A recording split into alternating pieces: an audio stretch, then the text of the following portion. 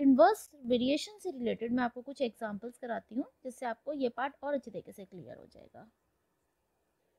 So question में देखिए अब हमें क्या बता रहे हैं, 8 pipes can fill a tank in 2 hours, how long will 5 pipes take to fill the same tank. अब 8 पाइप्स हैं, 2 आवर्स में फिल कर रहे हैं। अगर मैं पाइप नंबर ऑफ पाइप्स कम कर दूं तो अब टैंक को फिल करने में कितना टाइम लगेगा, मुझे ये फाइंड करना है।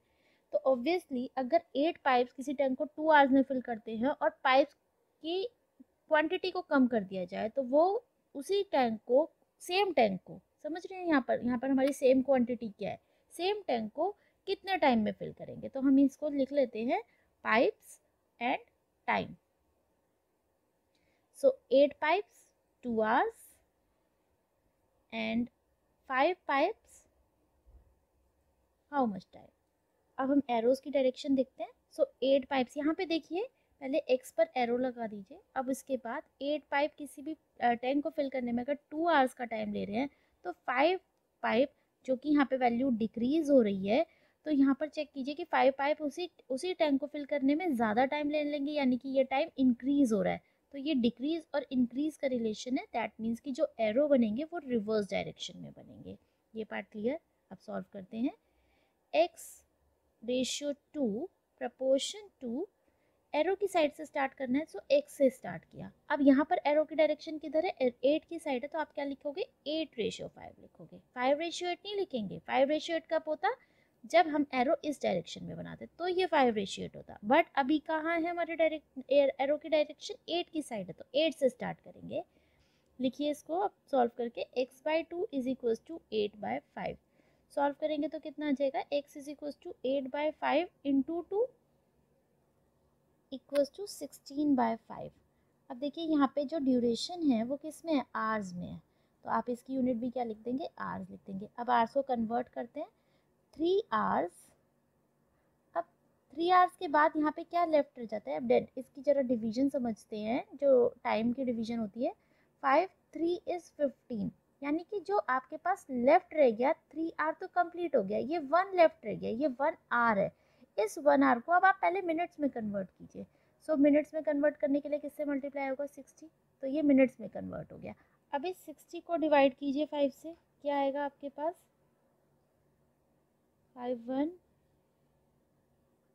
2। दैट मीन्स आपके पास आएगा, ये क्या था, मिनट्स था, तो ये 12 मिनट्स होंगे, तो इसको आप लिख देंगे 12 मिनट्स। ये कन्वर्जन क्लियर है। ये हमने 4th-5th क्लास में या 3rd-4th क्लास में जो भी था उसमें हमने ये जब टाइम का कन्वर्जन सीखा था वहाँ पर हमने ये चीज़ सीखी थी। ये पार्ट क्लियर है। Next question, Vandana takes 24 minutes to reach her school if she goes at a speed of 5 km per hour. If she wants to reach school in 20 minutes, what should be her speed? चलिए देखते हैं इस question में। अब हमारे साथ यहाँ पर दो चीज़ों की बात हो रही है, एक बात हो रही है स्पीड की और एक बात हो रही है टाइम की। और उसके हाउस और स्कूल के बीच में जो डिस्टेंस है वो सेम ही हो रहा होगा, तो दैट मीन्स कि यहाँ पे जो हमारा सेम क्वांटिटी है वो कौन सी है, डिस्टेंस है। क्लियर। तो इसके हम बारे में बात नहीं कर रहे हैं, बट हमें ये समझना जरूरी है कि सेम क्वांटिटी कौन सी है, तभी हम डायरेक्ट और इन्वर्स अप्लाई कर सकते हैं। Speed is 5 kilometre per hour, लिख लेते हैं, किलोमीटर पर आवर में आंसर आएगा, और टाइम क्या होगा, मिनट्स में होगा, लिख लेते हैं 5। टाइम कितना हो रहा है use, 24। If she wants to reach a school in 20 minutes, तो अब 20 मिनट्स का अगर टाइम लग रहा है तो आपको स्पीड कैलकुलेट करनी है कितनी होगी। देखो बेटा, अगर 5 की स्पीड से चल रही है तो 24 मिनट्स लगते हैं, और अगर 20 मिनट का टाइम लग रहा है तो स्पीड उसको अपनी इंक्रीज करनी पड़ेगी, यानी कि अगर टाइम का कम हो रहा है तो आपको उसको अपनी स्पीड इंक्रीज करनी होगी। एरोज अप्लाई करते हैं, हमें ये समझ में आ रहा है कि टाइम यहाँ पर डिक्रीज हो रहा है तो स्पीड को हमें इंक्रीज करना पड़ा। क्लियर। एरोज अप्लाई कर देते हैं, इनवर्स प्रोसेस है तो जो डायरेक्शन ऑफ एरोज होंगी वो भी रिवर्स होंगी। So x ratio 5 proportion to 24 ratio 20। Clear. So x upon 5 is equal to 24/20, x is equal to 24/20 into 5। Solve किया आपने, कितना है आपके पास, 6। x is equal to 6। अब x की यूनिट क्या होगी, देखो डिसाइड करो, x किस में है, x है स्पीड, और स्पीड किस में है, किलोमीटर पर आवर में। तो हमने यहाँ पे लिख दिया किलोमीटर पर आवर। क्लियर है क्वेश्चन। अब इसका आंसर आप लिख दीजिएगा, the speed of Vandana is 6 kilometre per hour. Clear है। Man can complete a work in 6 days. How many extra men should be employed to complete the work in 4 days? तो सबसे पहले हमें सपोज करना पड़ेगा कि हमने कितने एक्स्ट्रा मैन को एम्प्लॉय कर रहे हैं। So let the extra man employed be x. तो अगर हमने कुछ एक्स्ट्रा मैन एम्प्लॉय करे हैं, पहले किसी काम को कंप्लीट कर रहे थे 10 आदमी, अब हमने जब कुछ एक्स्ट्रा आदमी एम्प्लॉय कर लिए तो टोटल नंबर ऑफ मैन कितने हो जाएंगे, 10 प्लस एक्स। ये जो 10 प्लस एक्स पर्सन है, ये इस काम को कितने डेज में कंप्लीट कर रहे हैं, 4 डेज में। यहाँ पर सेम क्वांटिटी क्या है, यहाँ पर सेम है आपका वर्क। जितने काम को 10 आदमी 6 दिन में कर रहे थे, उसी काम को अब 4 दिन में कितने आदमी कर रहे हैं, 10 प्लस एक्स। तो अब हमें इसमें देखना है, तो वर्क यहाँ पर सेम है। तो हम अब अपनी टेबल बना लेते हैं। यहाँ पे लिख लेते हैं मैन, और यहाँ पे लिख लेते हैं टाइम। टाइम किस में है, डेज में है, लिख देते हैं। तो टेबल बनाते हैं। 10 man can complete a work in 6 days. So कितने नंबर ऑफ पर्सन, अब 4 दिन में हमने क्या बोला, हम कितने पर्सन लगाएंगे, 10 प्लस एक्स। तो ये एक्स्ट्रा मैन लगाकर टोटल नंबर ऑफ पर्सन है। अब आप खुद सोचिए, अगर कोई काम 6 दिन में कंप्लीट हो रहा था तो हमने 10 लोग लगाए हुए थे, और अगर अब वो काम कम दिन में कंप्लीट होगा तो नंबर ऑफ पर्सन ऑब्वियसली हमें इंक्रीज करने पड़ेंगे। तो ये टर्म डिक्रीज होने पर दूसरी टर्म इंक्रीज हो रही है, तो ये इन्वर्स वेरिएशन में आता है। सो इन्वर्स वेरिएशन में हमने शो किया इस क्वेश्चन को। अब इसके जो एरोस की जो डायरेक्शन होगी वो रिवर्स डायरेक्शन होगी, क्योंकि इन्वर्स वेरिएशन में एरोस की डायरेक्शन रिवर्स होती है। तो हमने एक्स वाली साइड से स्टार्ट करा और रिवर्स डायरेक्शन में एरो लगा दिए। यहाँ तक बात समझ में आ गई। अब हम इसको लिखेंगे एरो वाली साइड से। So 10 plus x upon 10 is equals to, अब देखिए यहाँ पर एरो किस डायरेक्शन में, 6, सो 6/4। क्लियर है।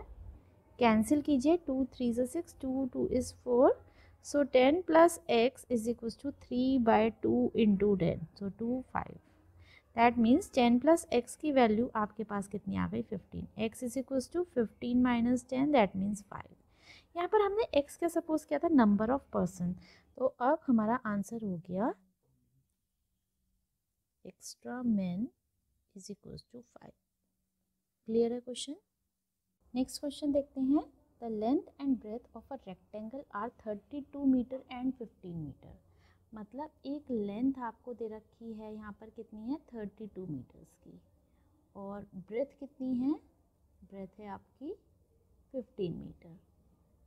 What should be the new length, मतलब न्यू लेंथ की बात करें तो हमने उसको एक सपोज किया, of the rectangle, so its breadth is change from 16 metre. तो उसकी जो ब्रेथ है अगर वो 16 मीटर हो जाती है, तब आपको बताना है अब उसकी लेंथ को हम क्या ले लें कि जो एरिया है वो कैसा हो जाए, कांस्टेंट रहे। अगर हम कहते हैं कि हमारा कांस्टेंट एरिया, तो हमने कहा कि अगर एरिया 480 ही रहता है तो इस एरिया के लिए बताइए अब आप लेंथ कितनी लेंगे, कि जब आपकी ब्रेथ 16 मीटर हो गई है, मतलब आपकी ब्रेथ देखो यहाँ पर क्या हो रही है, यहाँ पे 15 मीटर थी, यहाँ पे 16 मीटर है, तो 15 मीटर और 16 मीटर में यहाँ पे क्या हो रही है, ये ब्रेथ इंक्रीज कर रही है।